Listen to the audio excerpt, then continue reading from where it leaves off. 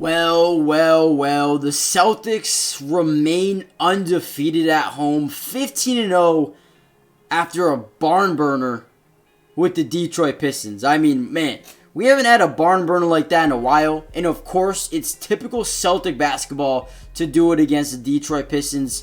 One of the worst teams in the NBA this year have won 28 games in a row, are on pace to have the most losses in a row by any team in any sport history, I believe that might be a fact. But what is good, Celtics Nation? Please do me a favor and grade this performance by the Celtics. A, F, C, B. What do you guys give it? I'm going to give it, it is a tale of two halves. The first half, it was an F. We were down by 19. We were down by 19 going into halftime. Now, I didn't think the game was over. I knew, with everything going on, even with JB being out, and obviously, to all the JB haters out there, we looked terrible without him in the first half. And I'm not saying if JB was there, it would have been crazy difference, but obviously the offense looked terrible in the first half. We need Jaylen Brown. But a tale of two halves. The first half went down by 19. We were shooting the ball terribly. Everything was going in their favor, right? And then the second half comes out, and we're a completely different team. We cut it from 19 to 15. They call a timeout. Then we cut it down to 11. We were right there. Cut it down to 9. They jumped it back up to 13 or something like that. And then we jumped back up to 7. And then it was 4. And then it was 2. And then it was 1.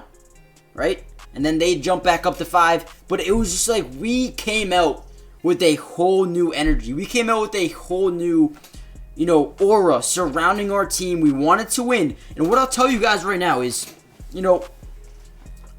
last year's Celtics team, and I hate to continue to compare this team to last year's team because obviously it is so different. But last year under Joe Mazzulla, those were the games that we would just roll over and die, right? We would not come back in that game. We would not win that game. It would not go to overtime. We would have lost by 25 points. We would have gave up in the fourth quarter, and we wouldn't have fought for that win. But this year, with Porzingis, with Drew Holiday, even Neemias at times looked really good in this game, or not really good, but, had some decent stretches. I thought these guys played amazing. It showed that we have fight. We have, that hunger to continue to win games, even if it is against one of the worst teams in NBA history, the Detroit Pistons, who, quite frankly, aren't.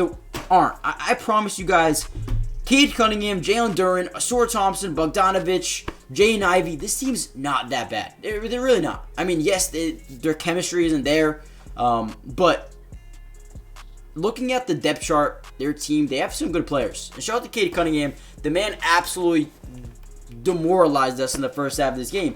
But we turned it up in the second half. We played amazing in the second half. Outside of, I would really just say Jason Tatum didn't have the greatest game in the world. He did do a good job getting to the free throw line, passing the ball, getting steals. The man had 5 steals? Yeah, 5 steals this game, 7 rebounds, 10 assists, 31 points. But the star of the show was 2 guys. And please, leave a comment down below real quick. Make sure you guys subscribe, hit the like button, join the family if you're new. I will be covering the Celtics all year long. As you can see, not only am I a big Celtics fan, but this is a Celtics only channel. And if you guys want to watch me or watch the game with me live, make sure you guys go follow my Matty Dubs channel. We live stream every single Celtics game over there, so go check it out. But the 2 stars of the show, Kristaps Porzingis. Now, I said, and we do have a podcast, by the way, that we drop on here in the Spotify, but we said on the podcast preseason that Porzingis was going to be an X factor for this team down the stretch, late in games.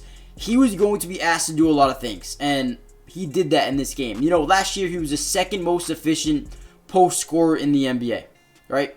Or maybe even the most efficient post scorer.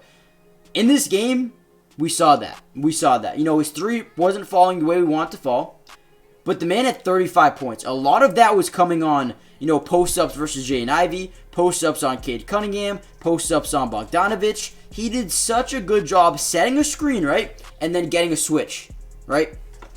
So in that case, we get Jalen Duren on Derek White. Derek White would then feed it in the paint. He loves getting the ball right at that free throw line, right? Right at that free throw line, right at the left elbow. That way, that's where he likes to work. And he does such an amazing job, turning around and just shooting over his defender. Porzingis, not only is the X factor, but has won us some games. So shout out to Porzingis. The man has been everything as advertised and more. Now, we do play tomorrow night. I don't know if he plays second night of back-to-backs. I know for a fact that Al Horford will not play. I feel like potentially Kristaps will not play, especially after this game. Maybe even Jason Tatum sits out as well. Hopefully Jaylen Brown gets reinserted into this lineup. But Porzingis, man. I love it. Other than that, I thought Derek White, starting off the fourth quarter with, I think it was 4 back-to-back buckets. Derek White was huge. And not only in that first 4 minutes of the fourth quarter, but in overtime, he played a tremendous role. In this game, he had 23 points. He had 4 rebounds, 5 assists, 2 blocks. I thought Derek White was really good in this game as well. Off the bench, I don't think our bench played well. Peyton Pritchard did have 9 points. But him and Sam Hauser combined for 1 of 10 from the three-point line. Obviously, we don't want to see that, man. We don't want to see that. We rely upon Peyton Pritchard and Sam Hauser to be our main bench scorers. And obviously tonight, missing Jaylen Brown, we inserted Al Horford into the starting lineup, which gave us a little bit less options off the bench, which is fine. I think O'Shea Brissett came in early but didn't play again, it surprises me sometimes because O'Shea comes in, gets a big offensive rebound, is a +9 in 6 minutes, and then doesn't touch the floor again. I mean, don't get it. But then again, it is what it is. You want your best guys out there. O'Shea Brissett's good, but he's not great. Is he ever going to be out on there in front of a Tatum or in front of a Sam Hauser or in front of a Drew Holiday or a Derek? Probably not, right? But I would like to see him get some more playing time. But there is one thing I really want to show you guys in this game is obviously Cade Cunningham dominated us. Jaden Ivey had a lot of open threes. It seemed like, Jaden Ivey had 5 threes in this game, 5 taken threes. I felt like every single one of those were wide open. I really do. But the one thing I really want to point out, guys, is this right here. Gave up 19 offensive rebounds. That's got to change. We cannot be giving up offensive rebounds like this. And the reason that we almost lost this game is because of those offensive rebounds. On the last shot of the game for the Pistons, in regular time, Bogdanovich got an offensive rebound, put back, tied up the game, forced OT. We got a fadeaway mid-range for Tatum for a game-winning opportunity. Obviously, he didn't make it. Went to OT, won it 128-122. But overall, guys, this has got to improve. We cannot be allowing 19 offensive rebounds per game. But also what I want to show you, we got lucky. We shot 28% from 3. The Pistons shot 32, which is not much better. But, man, I don't know. The fact that we won this game, it's surprising. It's surprising. I thought we deserved to lose this game at times. Second half, we played amazing. Like I said, tale of two halves. But we need to be better. We need to be better. Especially rebounding the ball. There's times when guys just don't want to box out. And that needs to fix. But overall, guys, that's all I really have. Just want to quick break down the game. I thought the second half was amazing. Astonishing. Everything you need to do, we did. Hit that like button. Subscribe if you're new. Comment down below your grade. And if you guys want more of these breakdowns, just comment down below saying more breakdowns. And I'll make sure to do it. But with that being said, I'll see you guys in the next one. Peace.